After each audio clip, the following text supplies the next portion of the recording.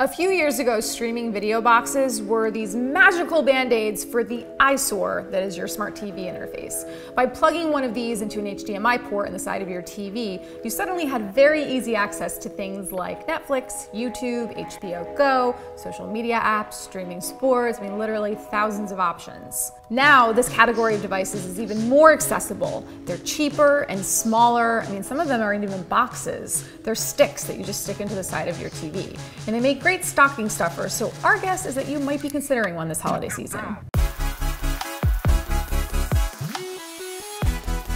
Now really, all of these streaming sticks and tiny boxes do the same basic stuff, but there is one sub $50 streaming stick that gets our top recommendation, and that is Amazon's Fire TV stick. This is actually Amazon's second generation Fire TV stick, but it has one thing that sets it apart from Roku and Chromecast: an Alexa-enabled Fire TV remote. Now previously you could use an Alexa remote with Fire TV sticks and boxes, but you had to buy it separately or it was more expensive. Now it's all bundled in for $40.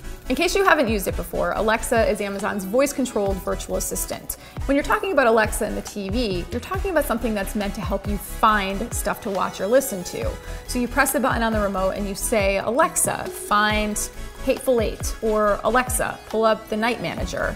And she'll help you pull up the content that you want to watch or open the app that you need to watch it. But that's not the only reason why the Amazon Fire TV stick is the best deal. It's a fast little stick. And Amazon Fire TV has pretty much every app or channel you could want to watch, with the exception of iTunes, which is only on Apple TV. Also, Amazon's Fire TV interface has gotten better, but it's still not my favorite. My runner-up to the Amazon Fire TV stick is the $50 Roku streaming stick.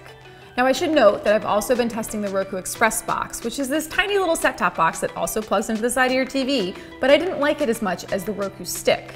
That's because it's so light that it was actually hard to keep in place, and I had to use adhesive to keep it on my entertainment console, but also it felt really slow compared to the Roku streaming stick, which has a quad-core processor. Roku's biggest claim to fame is that it has an absurd number of streaming channels for you to watch.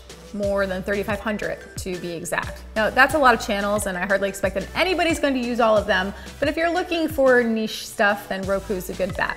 A lot of the TV and movie recommendations will be available through Fandango, but you can also see where you can watch on Amazon Prime Video, HBO, Sling, and others. The stick does come with a remote, but unlike the higher-end Rokus, it doesn't have a Find My Remote feature, and it does not have a voice-controlled assistant.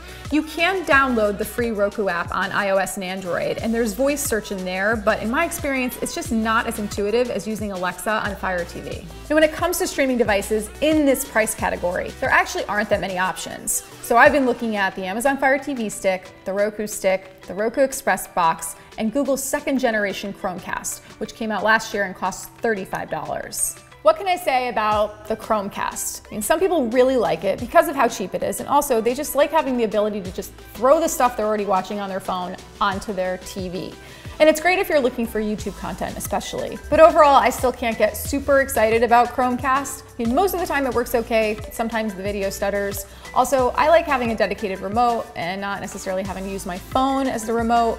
And finally, Chromecast doesn't officially support Amazon Prime Video, which means you have to go to Chrome browser on your laptop, pull up Prime Video, and cast it that way rather than doing it through the app. So you can't go wrong with any of these, but if you want a dedicated remote and you want a remote with good voice search rather than having to punch in a bunch of characters with tiny arrow keys, and you're a Prime subscriber who watches a lot of Amazon Prime Video, then you can't go wrong with the Amazon Fire TV stick. But did I mention these are all pretty cheap? So you have no excuse. Get streaming. And they make great stocking stuffers. They just go right in the stockings. That's just woo! Okay. That's the stockings. Oh, I'll start from the top.